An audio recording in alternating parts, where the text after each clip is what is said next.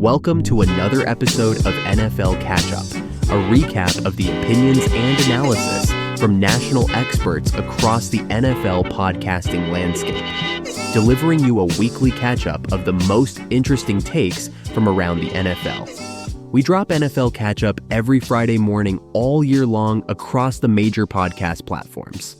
You can find us on X at NFL_catchup.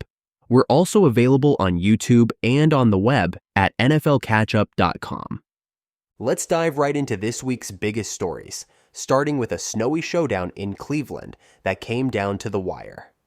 The Cleveland Browns pulled off a stunning 24-19 victory over their division rival Pittsburgh Steelers in a game that will be remembered for its dramatic finish in heavy snow. With just 57 seconds left on the clock, Nick Chubb plowed through the accumulating snow for a 2-yard touchdown run that sealed the deal for Cleveland. This game was a roller coaster, folks. The Browns had built up a 12-point lead in the fourth quarter, but the Steelers battled back to take a 19-18 advantage. It looked like Pittsburgh might escape with the win, but a crucial mistake by their punter opened the door for Cleveland. Corliss Waitman shanked a punt that traveled just 16 yards, giving the Browns excellent field position for their final drive. The field conditions were treacherous, with snow piling up and obscuring the yard lines. But Cleveland quarterback Jameis Winston, who's been thrust into action due to injuries, managed to complete a huge third down pass to Jerry Jeudy that put the Browns in striking distance. 2 plays later, it was Chubb time. The bruising back powered his way into the end zone through the snow to stun the Steelers. This loss snaps a 5-game winning streak for Pittsburgh and drops them to 8-3 on the season. Meanwhile, Cleveland improves to 3-8, keeping their slim playoff hopes alive in a highly competitive AFC North. The Browns deserve a ton of credit for pulling this one out in extremely difficult conditions against a red-hot Steelers team. Moving on to some injury news that could have major implications for one of the NFC's top contenders. The San Francisco 49ers are dealing with health concerns for several key players as they prepare for a crucial matchup with the Green Bay Packers. Most notably, quarterback Brock Purdy is battling a shoulder issue that kept him limited in practice this week.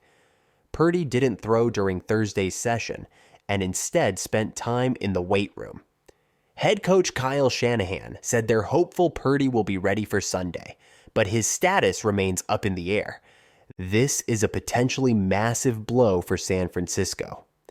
Purdy has been the engine that makes this offense go, completing 66% of his passes for 2,613 yards, with 13 touchdowns and 8 interceptions on the season. Perhaps even more importantly, he's added 267 rushing yards and 26 first downs with his legs. That scrambling ability has been crucial in extending drives. Shanahan had high praise for his young quarterback, saying Purdy is playing at the exact same level as last year, despite the team's struggles.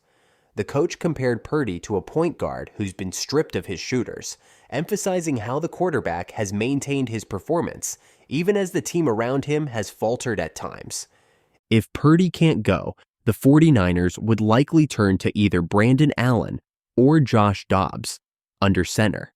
That would be a significant downgrade against a Packers defense that's been playing much better in recent weeks. But it's not just Purdy who's banged up for San Francisco. All-Pro defensive end Nick Bosa is dealing with an injury to both obliques, while star left tackle Trent Williams is nursing an ankle issue.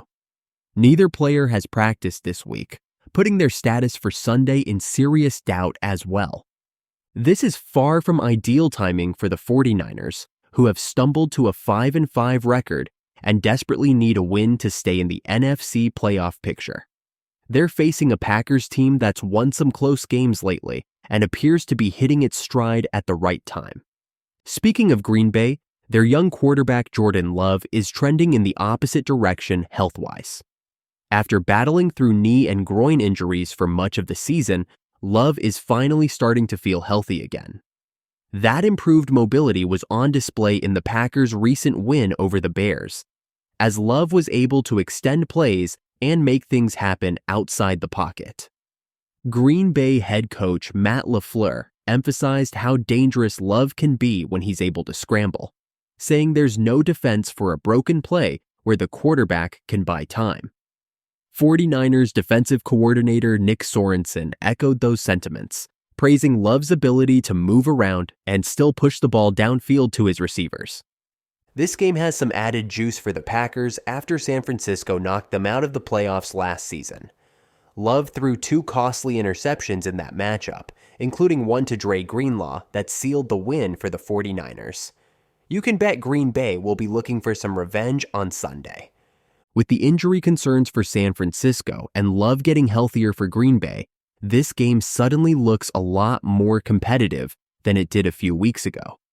It should be a great litmus test for both teams as we head into the final stretch of the regular season. Shifting gears, I want to talk about an intriguing development out of Philadelphia. The Eagles are dealing with an injury concern of their own, as star wide receiver Devonta Smith has missed practice time this week due to a lingering hamstring issue. Smith has been battling this hamstring problem for a while now, but he's managed to gut it out and stay on the field. Through 9 games, he's hauled in 41 catches for 516 yards and 4 touchdowns. Those are solid numbers, but a bit below the lofty expectations many had for Smith coming into the year. What's impressive is that Smith has only missed 2 games in his entire 4-year NFL career.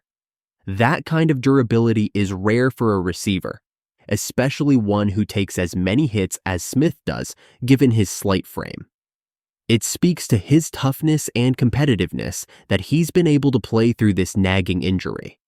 The Eagles have a huge Sunday night football matchup with the Los Angeles Rams coming up, so Smith's status will be one to monitor closely. Philadelphia sits at 8-2 on the season and is in prime position to secure the number 1 seed in the NFC. But they can't afford many slip-ups with teams like the Detroit Lions and San Francisco 49ers nipping at their heels. If Smith can't go, it will put more pressure on A.J. Brown and Dallas Goedert to carry the passing game. Quarterback Jalen Hurts may also need to use his legs more to create offense. The Rams have been up and down defensively this season, so this could be a spot where the Eagles try to control the game on the ground and limit the strain on their passing attack. It's a testament to Philadelphia's depth that they can withstand an injury to a player of Smith's caliber. But make no mistake, they're a much more dangerous offense when he's on the field stretching defenses vertically. His status will be crucial to monitor as we get closer to kickoff on Sunday night. Now, I want to discuss a player who's been flying under the radar a bit this season, but is quietly having another excellent year. Tampa Bay Buccaneers wide receiver Mike Evans appears set to return from a 3-game absence due to a hamstring injury. Evans has been a model of consistency throughout his career, recording 1,000-plus receiving yards in each of his first 9 NFL seasons. That ties Jerry Rice's record, and Evans has a great shot at breaking it if he can reach that mark again this year. What's remarkable about Evans is how he's maintained his production despite constant change around him. He's played with multiple quarterbacks in different offensive systems, and has seen the talent level of his supporting cast fluctuate wildly, yet he just keeps producing year after year. This season, Evans has 335 receiving yards through 7 games. That puts him on pace to eclipse 1,000 yards yet again, assuming he can stay healthy down the stretch. His return couldn't come at a better time for a Buccaneers team that's lost 3 straight games and sits at 4-6 on the season. Tampa Bay is about to enter a soft part of their schedule with games against the Giants, Panthers, and Raiders coming up. If they can get hot during this stretch, they could potentially climb back into the NFC South race. Having Evans back in the lineup gives quarterback Baker Mayfield a true number 1 target to rely on in crucial situations. What's always impressed me about Evans is his ability to win in multiple ways. He can beat you deep with his size and leaping ability. He's a nightmare in the red zone due to his catch radius. And he's developed into an excellent route runner who can create separation on short and intermediate routes as well. As he enters the back half of his career, Evans isn't showing any signs of slowing down. If he can stay healthy and productive for a few more seasons, he has a real shot at putting together a Hall of Fame-worthy resume. His consistency and longevity are truly remarkable in a league where receiver production often falls off a cliff once players hit their 30s. The Buccaneers will be counting on Evans to provide a spark for an offense that's been inconsistent this season. If he can return to form quickly, it could be the boost Tampa Bay needs to make a late-season push in a wide-open NFC South. Let's wrap up today's show by discussing an upcoming matchup that has major playoff implications in the AFC. The Baltimore Ravens will host the Los Angeles Chargers on Sunday Night Football in a game that could have a huge impact on the conference standings. Baltimore currently sits atop the AFC North with a 7-3 record. They've won 4 of their last 5 games and appear to be hitting their stride at the right time. Quarterback Lamar Jackson is playing some of the best football of his career, showcasing improved accuracy as a passer while still being a threat with his legs. The Ravens' defense has been their calling card this season. They lead the NFL in sacks and have been creating turnovers at an impressive clip. Linebacker Roquan Smith has been playing at an all-pro level, flying all over the field and setting the tone for this unit. On the other side, the Chargers come in with a 4-6 record and desperately need a win to keep their playoff hopes alive. Los Angeles has been one of the most disappointing teams in the NFL this season, failing to live up to lofty preseason expectations. Quarterback Justin Herbert has put up solid numbers, but he hasn't been able to elevate the offense in crucial moments like many expected. The Chargers have struggled to close out games, with 5 of their 6 losses coming by 1 score or less. This feels like a make-or-break game for Los Angeles. A loss would drop them to 4-7 and likely end any realistic shot at the postseason. But a win over a quality Ravens team could potentially spark a late-season run. The key matchup to watch will be the Chargers' offense against Baltimore's aggressive defense. Los Angeles has struggled to protect Herbert at times this season. If the Ravens can generate consistent pressure, it could lead to some turnover opportunities that swing the game in their favor. On the flip side, the Chargers' defense will have its hands full trying to contain Lamar Jackson. Los Angeles has been vulnerable against mobile quarterbacks this season, so they'll need to be disciplined in their rush lanes to keep Jackson from breaking containment. This game has major implications for the AFC playoff picture. A Ravens win would keep them in prime position for a first-round bye. But if the Chargers can pull off the upset, it would tighten up the wild card race considerably. It should be a great primetime matchup between 2 talented teams with a lot on the line. Thank you for listening today. We would kindly ask that you rate, review, share, and subscribe to NFL Catch-Up.